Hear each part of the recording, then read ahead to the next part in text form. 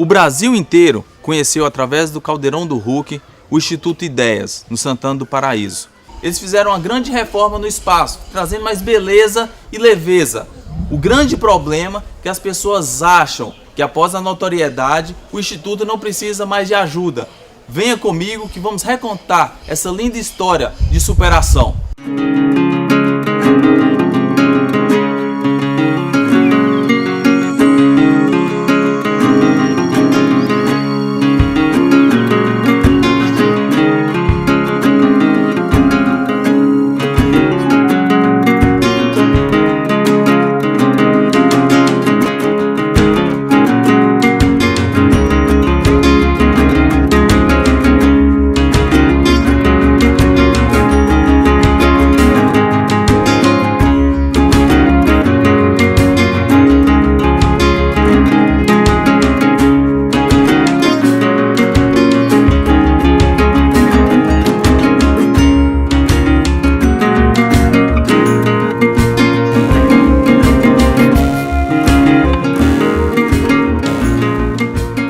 Alisson e Ana, obrigado aí pelo convite, é um prazer para o Zug estar aqui conhecendo esse instituto, essa ideia que é expressão nacional, vamos falar até mundial, né? Sim. E que é aqui, de Santana do Paraíso, aqui no Vale do Aço. Alisson, como é que surgiu o Instituto Ideias? Como surgiu a ideia do Instituto Ideias? Na verdade, em 2009, eu e minha esposa, a gente estudava o curso de Serviço Social, né? E na raiz desse curso, trabalha-se muito a questão da participação social, a mobilização, as estratégias para vencer esses desafios que são colocados historicamente. E aí o bairro industrial ele tem muitas dificuldades, mas também tem muitas potencialidades. E nós começamos a perceber algumas lideranças aqui no bairro que faziam alguns trabalhos um pouco individualizados, né? E aí nós lançamos uma proposta de tentar tornar coletivo essas experiências em diversas partes que já existiam. E aí, nessas discussões nos grupos, surgiu a ideia de montar uma instituição que fosse organizada juridicamente, que pudesse realizar um trabalho mais amplo. E aí, dessas problematizações, desses diálogos, surgiu a ideia de formar o Instituto Ideias. Qual que é o significado do Instituto Ideias? Na verdade, o Ideias representa Instituto de Desenvolvimento Educacional e Integração Ambiental e Social. Então, cada palavra dessa letrinha forma o Ideias. Ficou bacana, né? Ficou bacana. Foi Uma ideia forte. Ideia forte. Sim. Quem foi que criou o nome? O grupo. O grupo. Isso. Cada um dando um palpitezinho, uma sugestão e no final das contas, aquela mistura, ela se concretizou no Instituto Ideias. E nesse sentido também de juntar as ideias, né? São pessoas diferentes, experiências diferenciadas, mas que é importante a junção, o respeito à particularidade de cada um, mas que a gente tem a somar. Que é trabalho de equipe, né? Trabalho em equipe. Quer uma ideia daqui, outra ali, e vamos concretizar essa ideia. Junção, ideias. Justamente. Achar os pontos de confluência, que possam unir. Né? Eu acho que os pontos que sempre unem são maiores do que as diferenças que separam. Porque existem muitas organizações, muita aquela ideia assim, eu sei tudo vai ser da minha forma, e aqui não. Aqui realmente é um conjunto de ideias. Vamos discutir as ideias e vamos colocar em prática. Cada um tem algo a contribuir. E um outro agravante, às vezes muitas instituições elas iniciam os trabalhos com interesses partidários. Há algo por trás daquilo que eu quero realizar. E é um contexto vivenciado no bairro industrial ao longo dos tempos.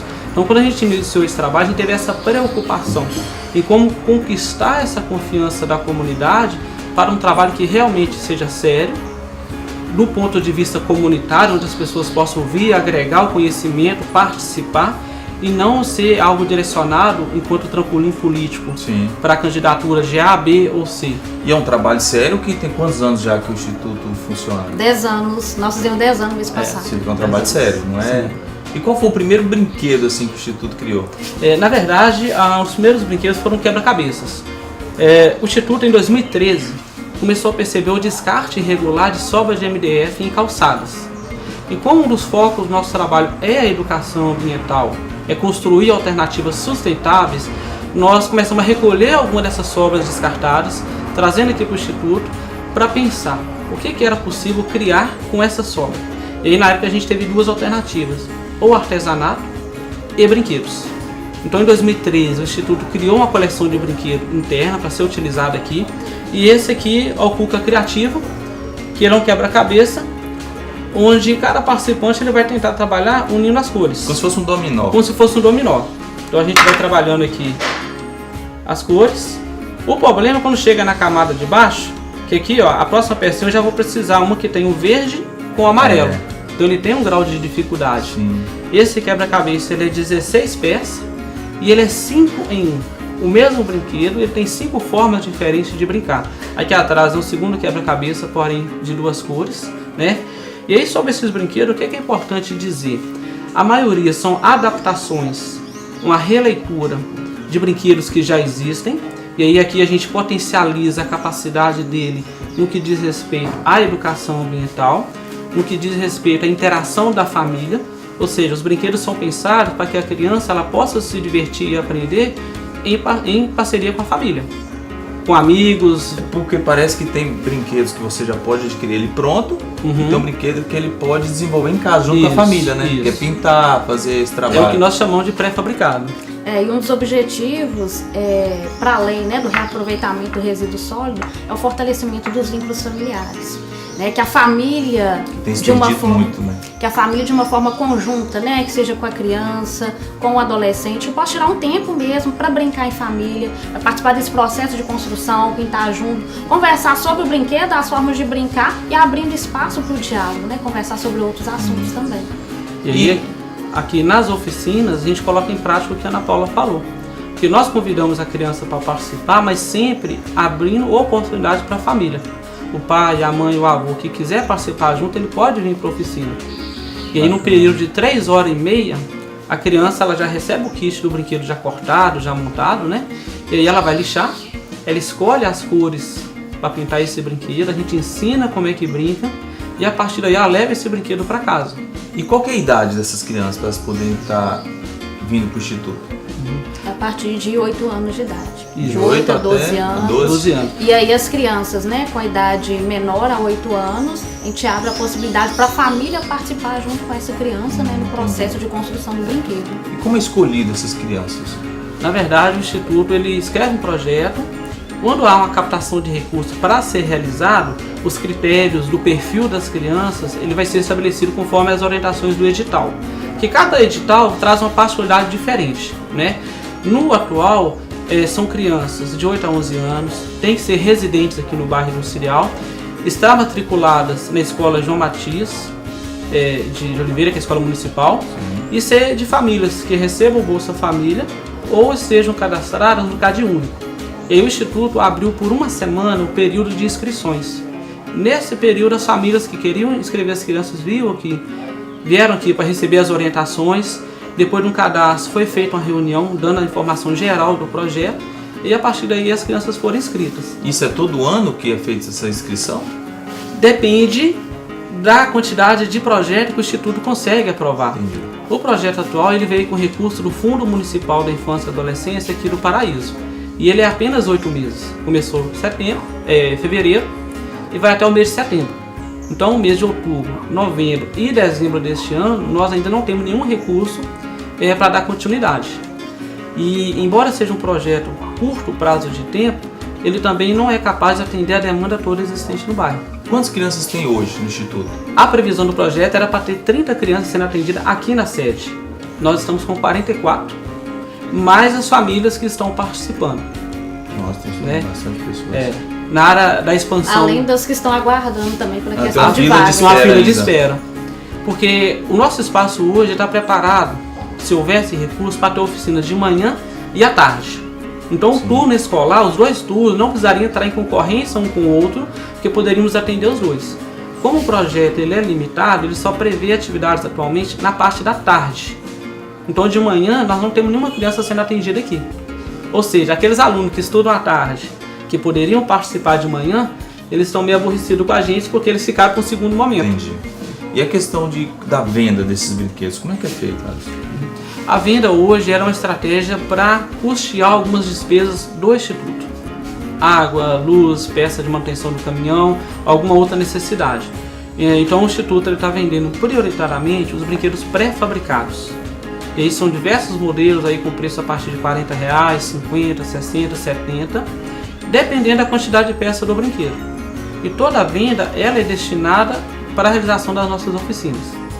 Nós fizemos uma campanha que fala o seguinte: Se nós conseguíssemos 150 pessoas dispostas a comprar um brinquedo por mês, no valor de aproximadamente aí R$50, esse volume de brinquedo vendido nos permitiria aqui atender 40 crianças no mês. Então fica aí, pessoal, 150 pessoas Isso. comprando um brinquedo por mês daria para atender 40 crianças. Que hoje tem 44. Só na parte da tarde. Tá. Mas se houvesse essa possibilidade, eu poderia ter mais 40 crianças na parte da manhã. A ideia é ampliar, é ter oficinas de manhã e à tarde. E esses produtos são vendidos só aqui no Instituto? Por enquanto, sim. Já teve a ideia de vender fora em algumas lojas? A gente está planejando algumas parcerias com outras lojas, tem uma que já está mais adiantada, né? Mas isso tudo tem que ser bem planejado para que não ocorra nenhum problema, nenhuma dificuldade para os dois lados. Sim, bacana. E sobre a questão do Luciano Huck, o que mudou para vocês essa expressão nacional? Porque o Brasil inteiro, porque ele é um programa de muita expressão, passou a conhecer vocês. Como é que foi? O que é o Instituto antes e depois do programa? O Instituto Ideias ele teve uma ampliação nessa questão do espaço físico. Houve uma melhora muito importante, significativa, né? Porque nós temos, né, essa estrutura, foi toda reformada, nós conseguimos, ganhamos mais de 1000 exemplares de livros, que até mesmo nas oficinas de cidadania e lazer, nós fazemos avaliação mensal com as crianças e adolescentes. Na avaliação, os meninos pediram pra gente mais livros. Então essa vinda, né, do Luciano Huck, essa doação de mais de 1000 exemplares de livros para a nossa biblioteca foi muito significativo, porque agora as crianças e adolescentes e os familiares, né, pegam livros emprestados e ampliou essa questão, né, das possibilidades de leitura. Teve a questão do espaço físico, a pintura, nós tínhamos ventiladores que não estavam funcionando, né, tem 3 que funcionam, né, questão de iluminação, maquinário, né, nós ganhamos bastante maquinário. Então, assim, o espaço, a estrutura foi muito fundamental para a melhoria da qualidade das atividades. Só que muitas pessoas acham que o Luciano Huck veio, teve a expressão nacional e está tudo certo. Nós sabemos que as dificuldades continuam. Nós temos vários desafios, porque, né, o Luciano Huck veio, teve uma reforma da estrutura, mas tem a questão da mão de obra, recursos humanos para a gente desenvolver as atividades. Porque o que ele auxiliou, ele foi parte de uma série de problemas que a instituição vivenciava. Então hoje nós temos uma qualidade muito melhor no espaço. As crianças participam com um pouco mais de conforto. Brinquedos mais variados agora vão ser possíveis ser criados por causa dessas máquinas. Mas quais são as outras despesas que a instituição tem durante o mês? Hoje o grande gargalo nosso é de recursos humanos. Ou seja, o Instituto precisa de marceneiro, de ajudante, de instrutor das oficinas e principalmente uma equipe técnica de trabalho. O Instituto hoje precisa, atendendo de segunda a sexta-feira, um psicólogo, um assistente social, um pedagogo, porque o brinquedo que a família ganha, aquilo é uma estratégia para ter ela pertinho da gente. Uma vez que a família está aqui, ela começa a trazer demandas que são esses profissionais qualificados que vão ofertar o atendimento e o acompanhamento para essas demandas, né? E hoje você ter um recurso financeiro para custear uma equipe desse tamanho é muito grande, né? Sem contar consumo de água, energia elétrica, manutenção de caminhãozinho. Necessidades básicas, né? Necessidades básicas. E a questão da viagem para a África? Fala um pouco sobre essa experiência. Foi uma experiência assim, muito impactante, né? Da gente perceber um local onde existem diversas violações de direitos, né? Dificuldades mesmo. Pensa numa localidade que não tem energia elétrica, numa localidade que não tem água encanada, as casas não dão qualidade de vida para essas pessoas, né? Então, se você ir visitar um local desse, isso mexe muito com a gente, né? E eu acho que a discussão tem que ampliar. A gente no Brasil não pode reclamar de muita coisa, tem gente pior. Não pode ser por aí o raciocínio. O que hoje o Brasil tem de bom, eu acredito que foram as lutas sociais, os movimentos de pessoas exigindo os seus direitos, que daí eles foram alcançados, né? Mas lá não existe ainda um contexto que permita essas mobilizações. Watson, para a gente finalizar a matéria, só uma pergunta. Diante de todas essas dificuldades que vocês já passaram aí ao longo desses anos, o que move vocês a continuar esse projeto, a não desistir? Eu acho que é o contexto que a gente está inserido. Você vê tanto o potencial humano através das crianças, dos adolescentes, das famílias, através dos profissionais, e aí assim eu cito com muita alegria professoras. Nesse trabalho que a gente tem feito em articulação nas escolas, a gente aprende muito com elas, as equipes diretivas. Então assim, eu acho que o que move é esse desejo para que a gente consiga ter os nossos direitos garantidos. Sabe, o seu direito de ir e vir, de ter uma boa educação, de ter as condições para uma família criar os seus filhos da forma adequada, o direito à saúde. Então o trabalho do Instituto não é passar a mão na cabeça, não é fazer uma filantropia, não. É levar informação, é construir conhecimento para que essa trilhazinha que a gente precisa caminhar para alcançar o direito, ela se fortaleça. E assim, o trabalho do Instituto, ele não é assistencialista, né? Eu acho que não é um trabalho filantrópico. A gente busca promover e colocar em prática as políticas públicas, efetivação de políticas públicas, né? Porque cada um de nós tem a sua responsabilidade, mas o poder público também tem a sua responsabilidade. Claro. Né? Então, um dos nossos trabalhos é que a criança, ela realmente tenha seus direitos efetivados, não só a criança, né? Mas todos nós, vamos olhar na Constituição Federal, nós temos nossos direitos previstos, né? O direito à informação, né? Que nas oficinas de cidadania e lazer tem o momento de informação, né? E lazer. O direito ao lazer, o direito à convivência comunitária, porque eles estando aqui estão convivendo com os outros, a convivência familiar, e que nós buscamos fortalecer os vínculos familiares. Então, o nosso objetivo é que os direitos eles sejam efetivados, não só para criança e adolescente, mas para a família também, de uma forma geral. E no aspecto ambiental, o desejo nosso é conseguir ampliar essa tecnologia de reaproveitamento de MDF. Imagina a quantidade de sobra de MDF que é descartada na região do Vale do Aço diariamente. Madeira nova, porém pequena. Na outra ponte você tem uma série de alunos, principalmente de escolas públicas, que demandam por brinquedos, né, enquanto ferramentas de lazer e ferramentas de aprendizado. Então o que falta é criar essa ponte. Como que nós podemos nos tornar uma referência a nível nacional em que o Vale do Aço possa ser reconhecido, que ele reaproveita 100% do que é gerado de sobra de MDF, que todo esse material ele se transforma no brinquedo e que principalmente esse brinquedo chegue na mão dos alunos de escolas públicas. Então é um desafio que a gente está em busca e para isso é importante parcerias, sabe, empresas que querem ampliar a responsabilidade social que elas já exercem no apoio a uma instituição séria, que faz um trabalho comprometido, né? Os órgãos públicos, cada um dos seus setores que também tem essa responsabilidade social. Então o Instituto, nesses próximos 10 anos, a gente quer avançar a nossa velocidade de trabalho. Eu creio que a gente está no direcionamento certo, a gente sabe onde é que a gente quer chegar. Sim. Mas a velocidade do nosso trabalho ela tem que caminhar, ela tem que ser um pouco maior, porque as demandas elas estão aumentando todo dia. Não, bacana. Alisson, Ana, muito obrigado. Nós que agradecemos. Sim, eu adorei conhecer o Instituto, o trabalho de vocês, a garra, a força.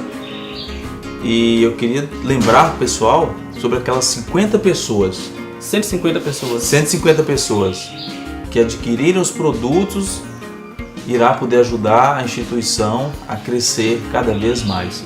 Então fica aí, pessoal, essa ideia, passa essa matéria o máximo de gente possível e quando for dar um brinquedo, chega Dia das Crianças, Natal, independente da data, do aniversário, lembre sempre aqui do Instituto Ideias, esse trabalho maravilhoso, vai estar levando para as pessoas muito mais que brinquedos, vai estar levando informação, mostrando para elas o que é solidariedade, a consciência ambiental e tudo isso que vem por trás disso. Beleza, pessoal? Muito obrigado pelo programa Superação, foi incrível de hoje. E aguardo vocês até a próxima matéria. Zug! Conteúdo o tempo todo!